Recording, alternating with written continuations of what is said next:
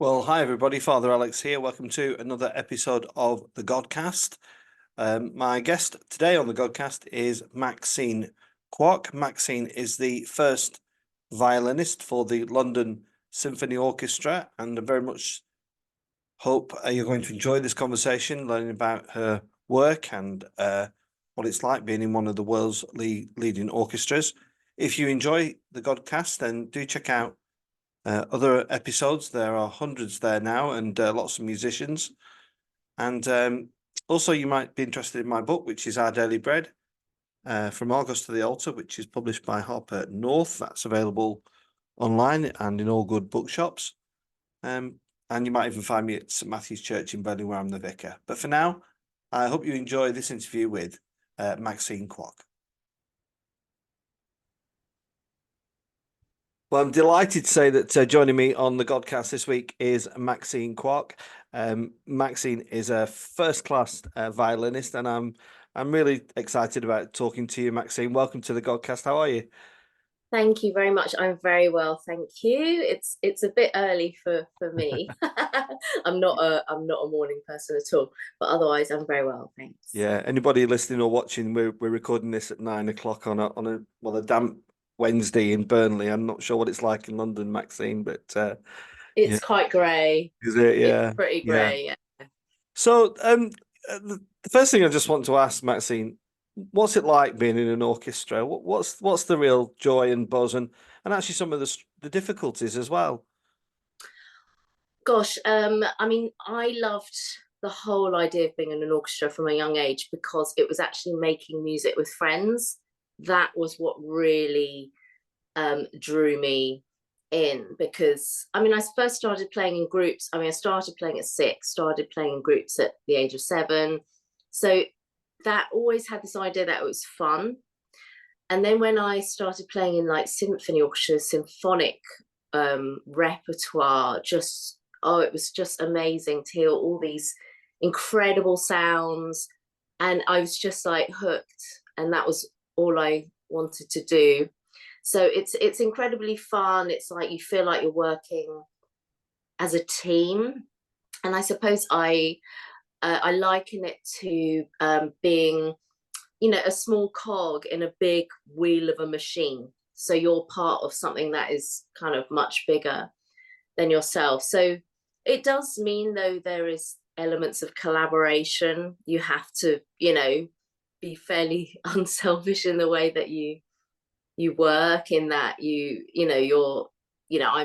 play in the first violin section. That's 16 players. It's, there is a lot of you have to think about the person you're sitting with, and then the wider section, then the strings, and the whole orchestra. So it's many different sort of facets, but as a job, I really, really love it. And how quickly in your development was it recognized that you were a person with talent? Did it come quite quickly? Um, I suppose so. Uh, I joined the the National Children's Orchestra at the age of, I guess I was 11. And I think probably at that time my parents thought, she's getting pretty serious about this. And it opened my eyes, because obviously then you were with kids from all over the country. So you could get a sense of what your peer group was. I am actually from Bromley, and they have a huge, huge youth music department, and they did then. So I was already exposed to a lot of really high quality music education, which was fantastic for me. But to sort of see how things were on a national scale was very interesting. I think from there, I remember from then thinking, this is what I want to do as a career, if one could do this as a career. So it meant work. I did work very hard. I think in those days there were many less distractions. I wouldn't want to hedge my bets on how things would go in this day and age if I had access to a smartphone, more than 4 channels on TV, etc. But it pretty much from then I thought, I want to be in an orchestra. and that was kind of, I was really glad to have that in my head to kind of fire me forward. Yeah.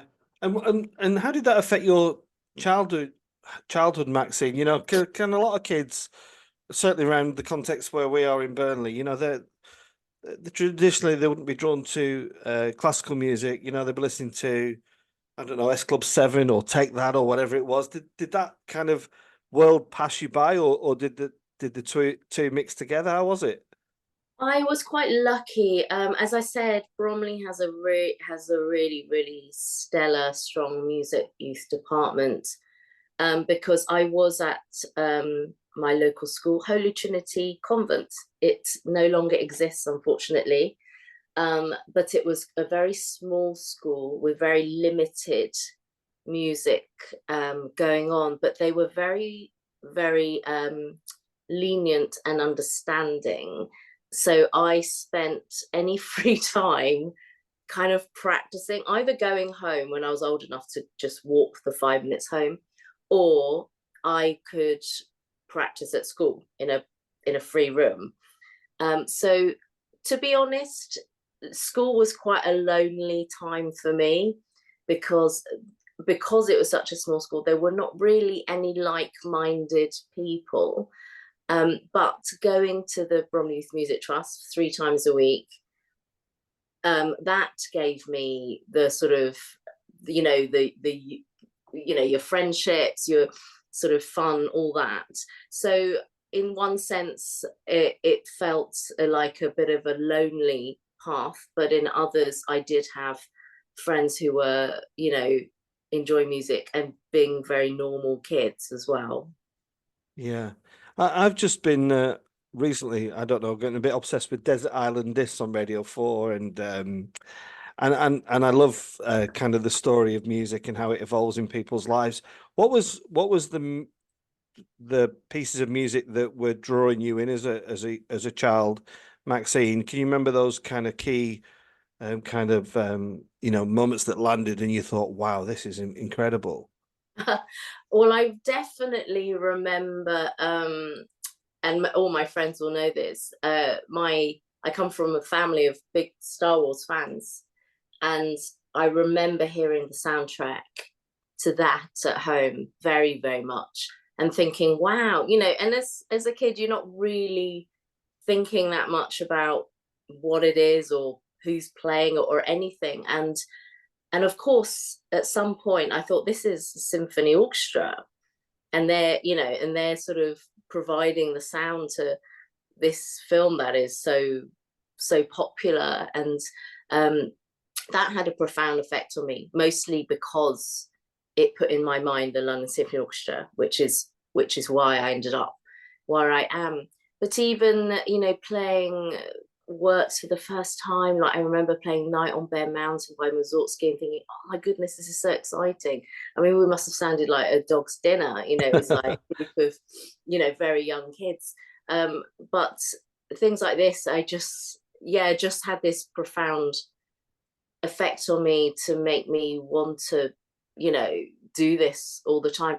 You know, it's very solitary learning an instrument to a high level. Of course, you spend so much time on your own. Of course, you have to perfecting, you know, the skill, the craft of it. So it was great to do that, but also mix it in with what I thought was tremendous fun, to be playing music with other people. And that stands out quite clearly to me when I was young.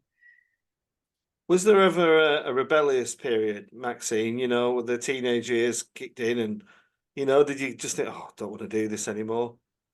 I don't actually, it's funny, I don't really think so. I think the most, I was obviously quite quite driven, which I find quite funny now. Because I can be incredibly lazy, but I think there were less distractions in those days. You know, I had this sort of set thing. I practiced for school, practice at points during the school day, and I would practice at some point when I got home. But I think probably my rebellious phase was when I was at the Royal Academy of Music, and I had already started doing some professional work when I was 18. Literally just before I went there, I had to miss my first 6 weeks of going to music college. So I never really settled, because I think in that time you make your formative friends, you settle in. I missed, the first 6 weeks because I was on tour with an orchestra. And from then on, I was a little bit in flux. And I remember saying to my parents, I think I'm going to leave music college. I don't need a degree. I just want to start working, because it was so exciting for me to be already working. And they very much persuaded me that maybe this was a really good idea to get the degree. And because you never know what's going to happen in the future, and that might come in really handy one day. And they're right. That was the only time where I pushed back a bit, I think. But there was never any doubt. I never wanted to do anything else.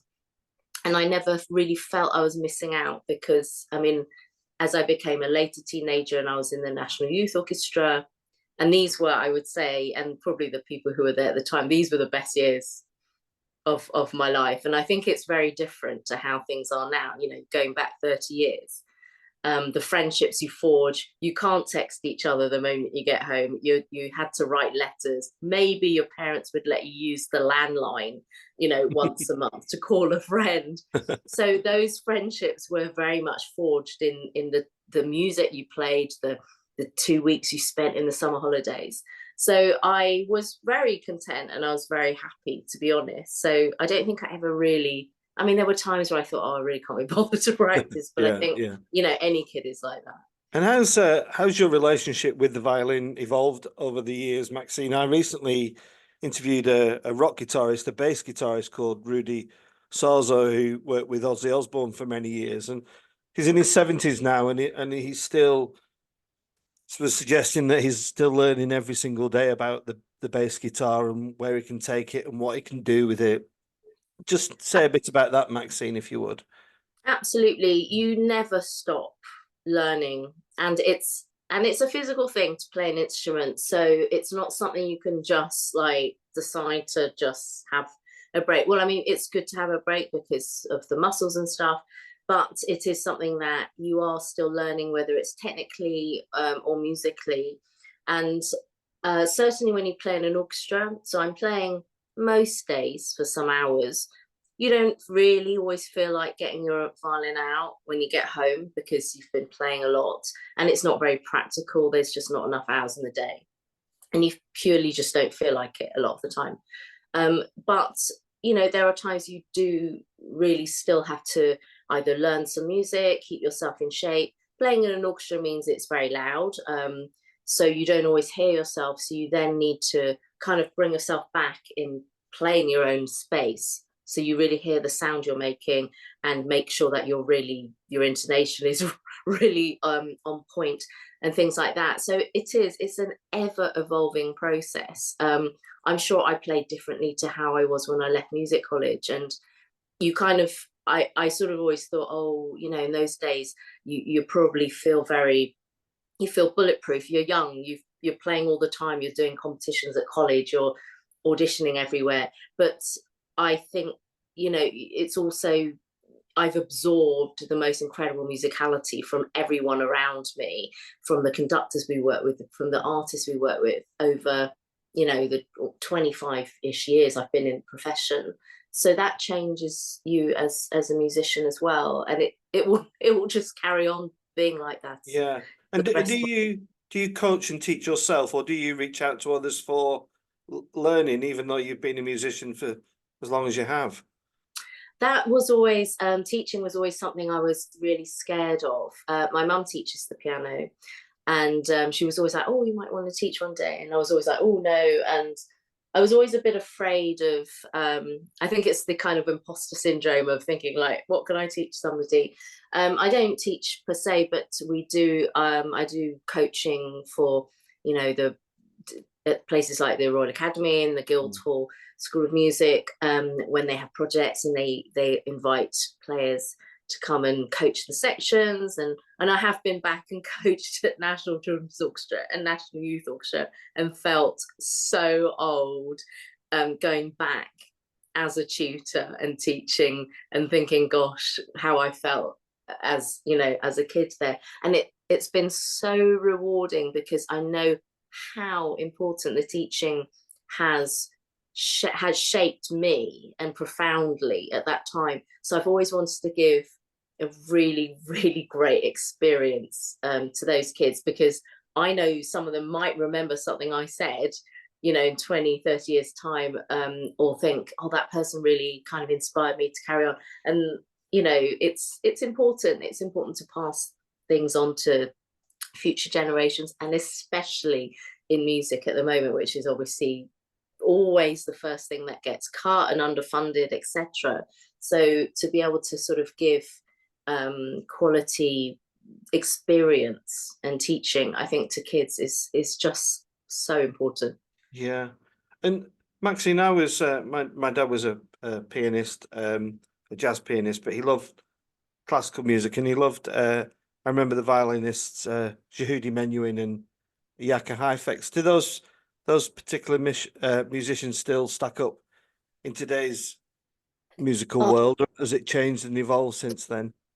I mean, everything changes and evolves, but oh, I mean, goodness, those are two giants of the playing. I mean, Heifetz is still, I'm sure, the ultimate god for violinists still. The playing in those days was different. It was so individual, very, very individual and unique, and which is why people will still listen to their recordings.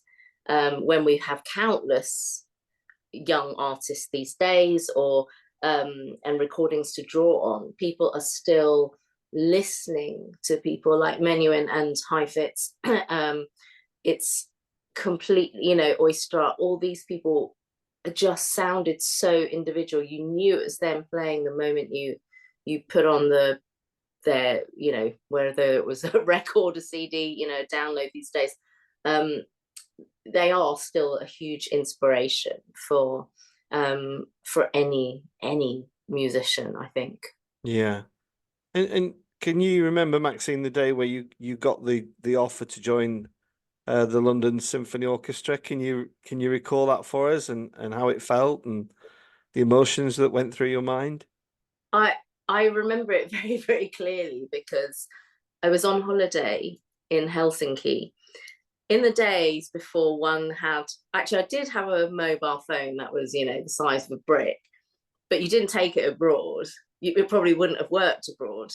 So the orchestra, the chair at the time, was trying to contact me, not, you know, reaching me. Ended up calling my parents, who managed to speak to me, you know, in Helsinki, and said, oh, apparently, you know, you got the LSO job. And I was just so, I'll never forget that moment.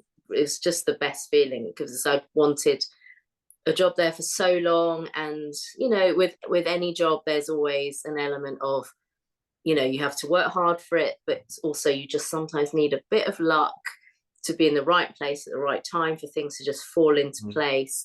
And it was, it was the best feeling in the world. I mean, it's a really long time ago, but I still remember feeling just like I couldn't believe it had actually happened. And obviously, you know, it was funny that it was my parents who had to sort of tell me, and I think they almost didn't answer the phone at home, because they were like, who's this? So I'm glad they sort of did. And I would imagine, well, I was trying to think what listeners or viewers want to ask, and I'm intrigued to know, what is a working week like for Maxine Kwok?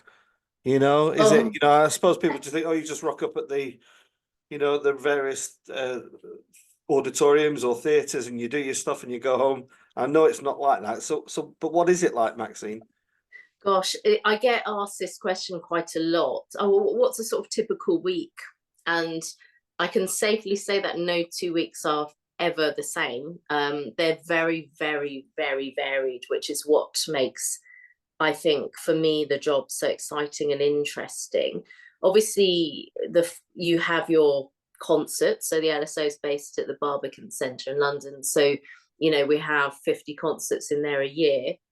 We play at the proms in the summer, which is wonderful. We might play, a couple of weeks ago, we played at the Bristol Beacon. So we do a couple of 2 or 3 sort of out of town dates, whether, it's Bristol, Bath, or Brighton. Birmingham. It's all the B's for some reason. But interspersed with all that is two huge portions of our work, one of which is international touring, and the other which is commercial work. So international touring can be 80 concerts a year, for example. We have residencies in different places. We have a big trip to the Far East further in the year, to America next year, and we're generally traveling to Europe most months. And in the middle of that, we're in the studios, Abbey Road Studios, or our own LSO St. Luke's is a studio, and we're recording anything from classical music to film scores to game music scores, projects which people bring to us. They want their music recorded, backing tracks for pop albums. So it's really very, very diverse and eclectic. So there's never really a set kind of time, which I think some people, it can be a bit challenging. It's not Monday to Friday, 9 to 5 at all. But for me, it's always been interesting for me to, what are we doing to it? And you think, that looks interesting. And you don't quite know what it is until you actually get there and you sit down and you look at the music. So it's really could be anything. And what happens to the dynamic in music, Maxine? I'm a ridiculous, silly fan of Depeche Mode, who historically are, kind of dark electro music, but they've worked with orchestras over the years, and I always wonder what it's like for the person in the orchestra to adapt from a traditional classical piece to something more contemporary and that maybe wasn't originally written in any way for an orchestra. It's an interesting question. I think certainly in London, orchestras are massively flexible because we are so used to working with different types of music, different types of groups. And I mean, my teacher at the Royal Academy of Music, Eric Grunberg, he played on the original Beatles albums. Lots of, as musicians, we're formatted to sort of get ourselves into the different modes of playing. So, if you're playing Mozart, Beethoven, and suddenly you find yourself, accompanying some hard rock and things like that, you kind of have to slip into this genre, and very fast, especially if it's one thing if you're preparing for a concert, but another thing if you're recording, which will start the moment you sit down. So I think it's something that London musicians are very attuned to and very aware of, because we never really know what to expect. We've learned to adapt very, very quickly, and also, for all these projects, generally you have to wear headphones, and it can feel like a very strange experience the first time it kind of happens, and you're hearing a beat in the headset. You're not necessarily even in the same room as, say, a band. They'll probably be separated out, so they can get things into the mix. So it's all very much a learning process, but you learn very fast. That's for sure. Yeah. And what about conductors, Maxine? I'm not a trained musician, and I often wonder what difference a conductor makes to a piece of music. How do different conductors make orchestras sound slightly different or radically different? That's another question that I get asked a lot. Like, what does that person even do? Are they actually useful? Because nobody seems to be looking at them. Yeah, they are very, very different. They are pretty essential.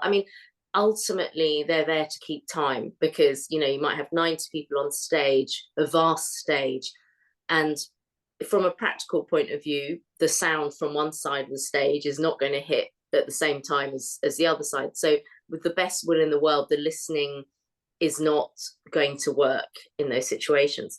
And the conductor then adds their own elements of musicality onto the music that we're performing. And being in an orchestra, it can be tough at times because, you know, we have strong opinions. You're brought up, you play on your own, you form your own musical ideas, and suddenly you're in a situation where you follow someone else's ideas ultimately. But that is the challenge of it and the beauty of it. And they all bring something very, very different to concerts. Some of them like to rehearse a lot, so they talk a lot, and they like to have everything completely sort of ready for the concert, so there's no surprise. Others are much more spontaneous. Things change in the concert. You have to be so aware.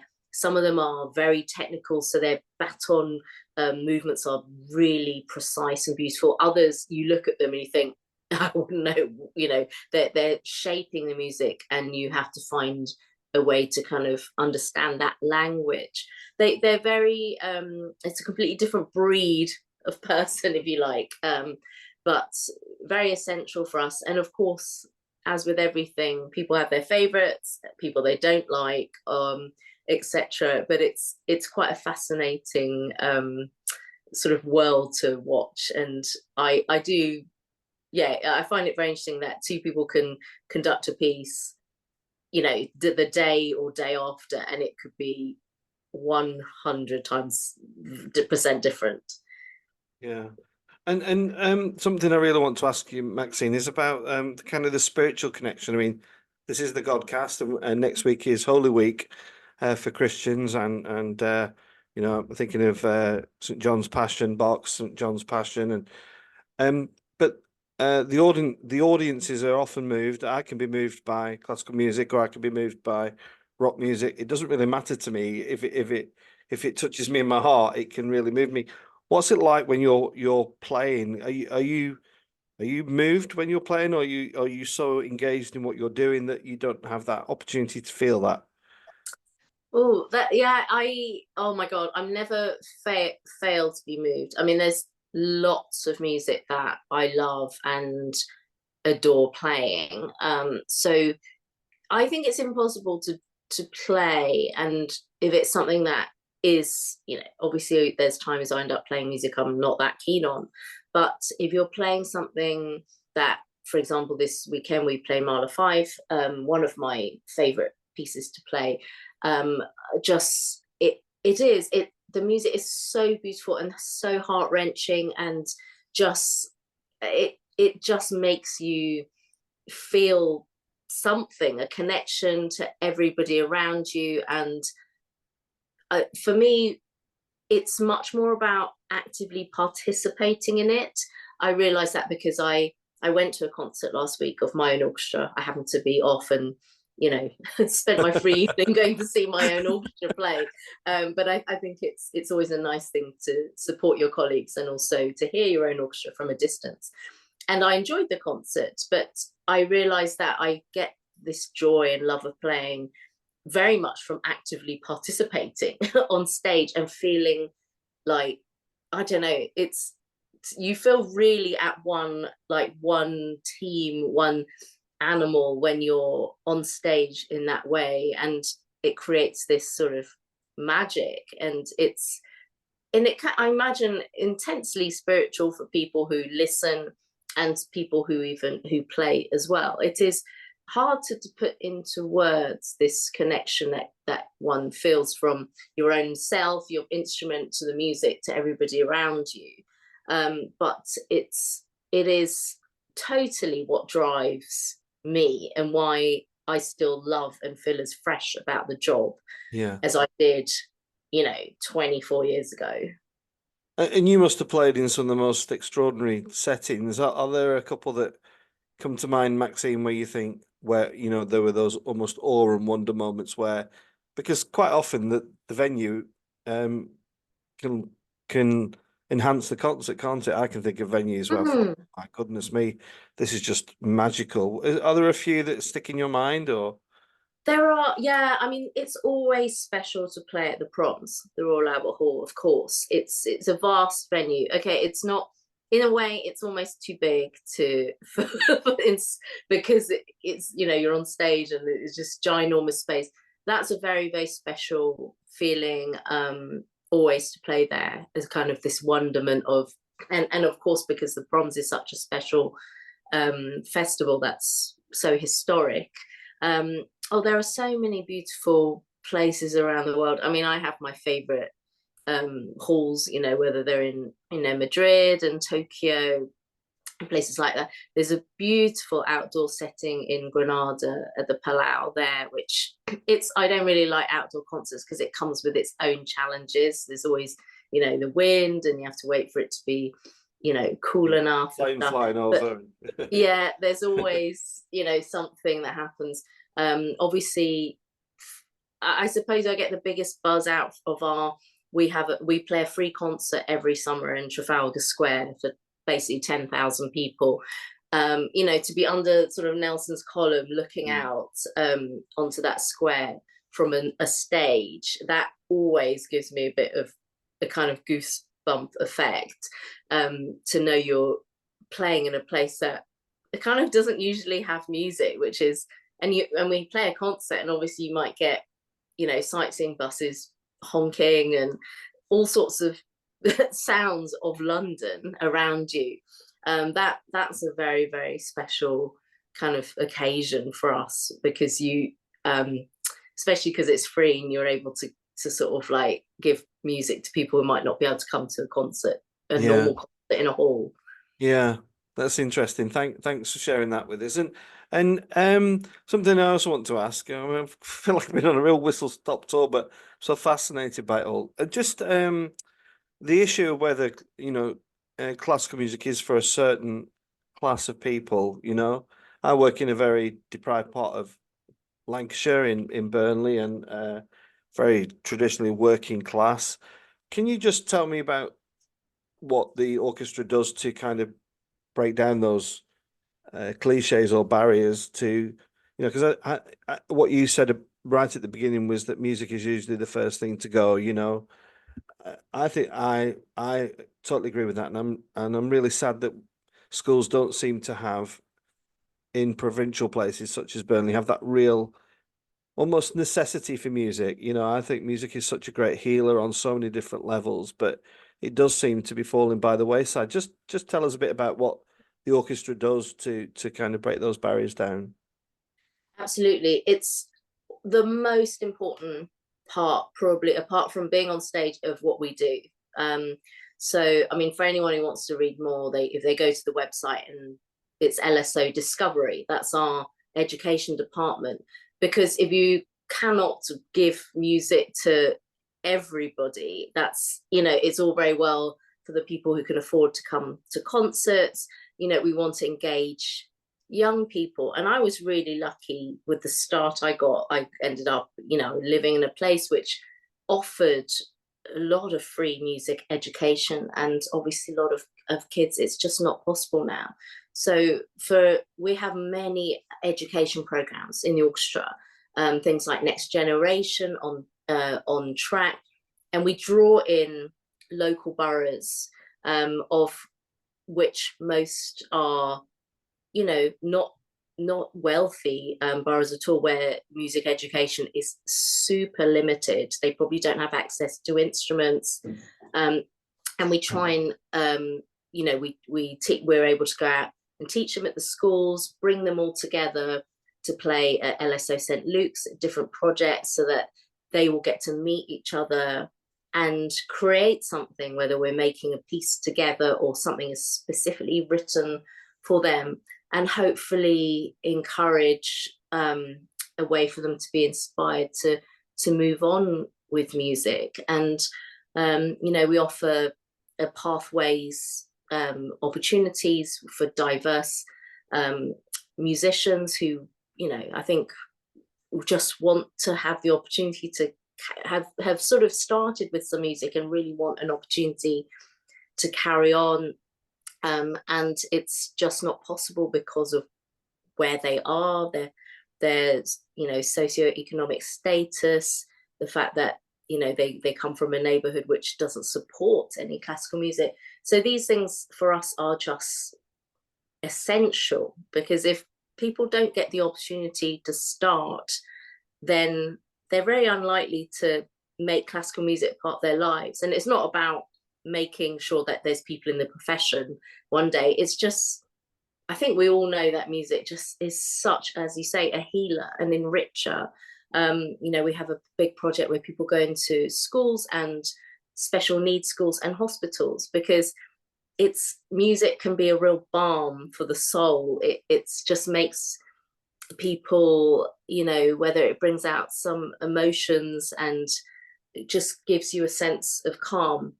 I mean, I realized this very much during the pandemic when we couldn't work, and the hardest thing obviously was not going to work, but I sort of thought, oh, life feels very quiet suddenly. And I don't usually listen to classical music at home at all, because I think I'm doing that all day. And suddenly I found myself listening to classical music all the time at home, because I hadn't realized how much I needed it to make me, you know, feel that sort of emotions and feel connected and things. So it's absolutely of vital importance, and it's absolutely shocking how limited music is these days in schools, and a real tragedy for these generations. So we, you know, with the LSO, we try to do as much as we can.